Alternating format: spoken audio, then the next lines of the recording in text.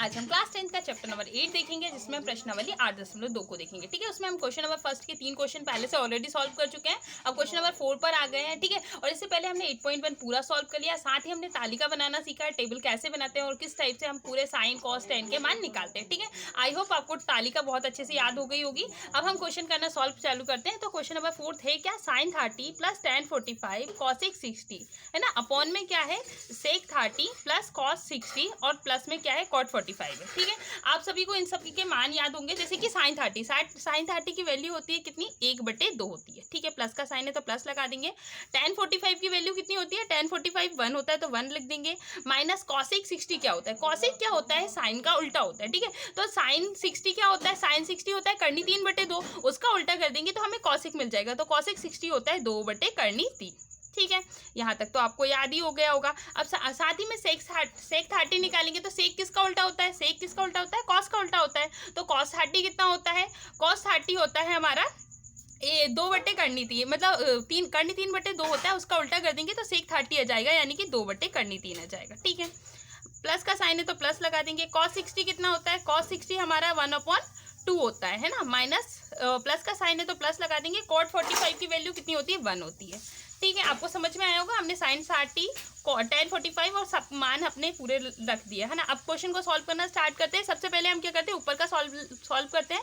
पहले इन सब का एलसीएम ले लेते हैं। तो एलसीएम लेंगे तो कितना आ जाएगा, 2 और 1 और करनी 3 का एलसीएम लेंगे तो हमारा कितना आ जाएगा, 2 करनी 3 आ जाएगा। ठीक है, आपको एलसीएम लेना आता होगा। अब देखो 2 से जब इसको डिवाइड करोगे, 2 से जब इसको डिवाइड करोगे तो 2 से 2 कैंसिल हो जाएगा, बचेगा क्या, करनी 3, और करनी 3 का 1 में गुणा करेंगे तो क्या आ जाएगा, करनी 3। यहाँ से आपको समझ में आया होगा, जब हमने इसको 2 से डिवाइड किया तो 2 से जब इसको डिवाइड करेंगे तो 2 से 2 कैंसिल हो जाएगा, बचेगा क्या, करनी 3 का 1 में गुणा कर देंगे तो करनी 3 आ जाएगा। प्लस का साइन था प्लस लगा दिया। 1 से 2 करनी 3 को डिवाइड करोगे तो 2 करनी 3 ही आएगा, और जब इसका 1 में गुणा करोगे तो 2 करनी 3 ही आ जाएगा। ठीक है, अब करनी 3 से इसको डिवाइड करोगे, करनी 3 से करनी 3 कट जाएगा, बचा अपना 2, और 2 का ऊपर मल्टीप्लाई करेंगे तो माइनस का 4 आ जाएगा। माइनस का साइन पहले से था, 2 का 2 में मल्टीप्लाई किया तो 4 आ गया। आई होप आपको इतना समझ में आया होगा। अब नीचे के स्टेप पर आगे बढ़ते हैं। देखो यहाँ पर भी 2 और √3 है, तो इन दोनों का एलसीएम लेंगे तो 2 √3 आ जाएगा। ठीक है, यानी कि 2 करनी 3 आ जाएगा। अब देखो करनी 3 में जब तुम 2 करनी 3 में भाग दोगे तो करनी 3 से करनी 3 कट गया, तो बचा क्या, 2,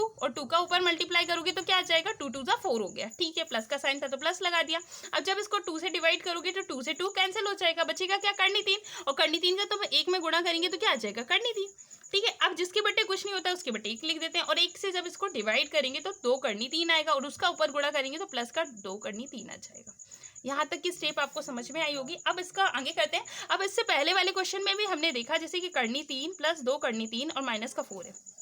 ठीक है, और बटे में क्या है हमारा, 2 करनी 3 है। अब देखो ये जो है डिवाइड का साइन होता है, तो हमको बताइए किस में चेंज होता है, मल्टीप्लाई में, और नंबर क्या हो जाते हैं, पलट जाते हैं। जैसे कि 4 धन करनी 3 धन 2 करनी 3, बटे में क्या है, 2 करनी 3 है, तो ये संख्याएं आपस में पलट जाएंगी, मतलब 2 बटे करनी 3 ऊपर आ जाएगा और ये जो संख्या है वो नीचे आ जाएगी, यानी कि आ जाएगा 4 प्लस करनी 3 प्लस का आ जाएगा 2 करनी 3।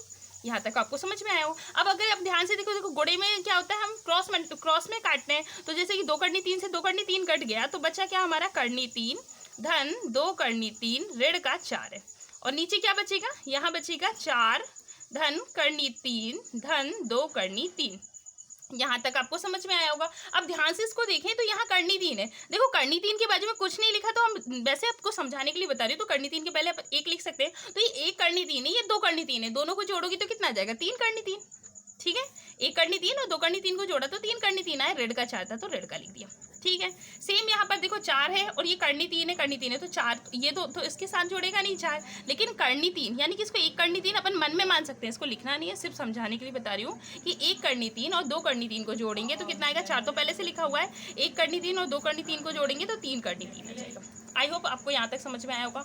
अब इसके आगे हम क्या करेंगे, हम करेंगे सबसे पहले क्या, हर का परिमेयकरण। पहले इसको थोड़ा सा अरेंज कर लेते, कैसे अरेंज कर लेते, 3 करनी 3 ऋण 4 तो लिखा हुआ है, हम पहले क्या करते हैं, 3 करनी 3 को पहले लिख दें और जो 4 हमारा प्लस का है उसको बाद में लिख दें, इससे कोई फर्क नहीं पड़ता, आपको पता ही है। अब क्या करेंगे, हर का परिमेयकरण कर देंगे, हर का परिमेयकरण, हर का परिमेयकरण आप क्लास 9th में बहुत अच्छे से पढ़ चुके हैं और साथ ही हमने 3 क्वेश्चन में करना सीखा है कि किस तरह हर का परिमेयकरण करते हैं। ये ऊपर वाला अंश होता है, नीचे वाला हर होता है, ठीक है। अब हर में अगर प्लस का साइन होता है, जब हर का परिमेयकरण करते हैं तो ये सेम नंबर आ जाता है, लेकिन साइन चेंज हो जाता है, माइनस हो जाता है। तो हर और अंश और हर में दोनों में 3 करनी 3 ऋण 4 का हम क्या कर देंगे, गुणा कर देंगे, ठीक है। हर का परिमेयकरण करना आता होगा आपको। अब एक चीज़ ध्यान से देखना, ये वाली संख्या और ये वाली संख्या कितनी है, ये मतलब ए, इसमें 2 फॉर्मूले लगेंगे, थोड़ा सा स्टेप बाय स्टेप ध्यान से देखना कि a माइनस बी और a माइनस बी 2 बार दिया हुआ है, ठीक है।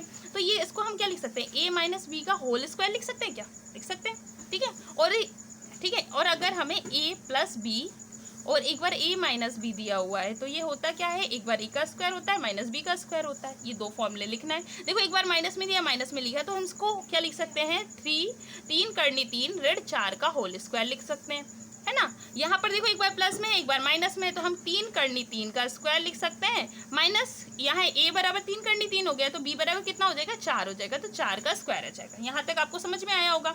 अब ये देखो इसको खोलते हैं, मतलब a माइनस बी का होल स्क्वायर खोलते हैं तो क्या आता है, a का स्क्वायर आता है माइनस b का स्क्वायर आता है, मतलब b का स्क्वायर माइनस प्लस का क्या आता है, 2ab आता है। एक सेकेंड, एक सेकंड मैं यहाँ लिख रही हूँ, a का square minus 2ab plus b का स्क्वायर आता है, ठीक है। ये फॉर्मूला होता है a का square minus 2ab plus b का स्क्वायर। अब इसको इस फॉर्म में हम खोल लेंगे तो a की वैल्यू कितनी हो गई, 3 करनी 3, तो एक a बराबर कितना हो गया, 3 करनी 3, तो यहाँ पर 3 करनी 3 का हम क्या लिख देंगे, स्क्वायर लिख देंगे। माइनस का साइन है, माइनस लगा देंगे। देखो फिर 2 है तो 2 लिख देंगे, इंटू a कितना हो गया, 3 करनी 3, तो 3 करनी 3 लिख देंगे, है ना।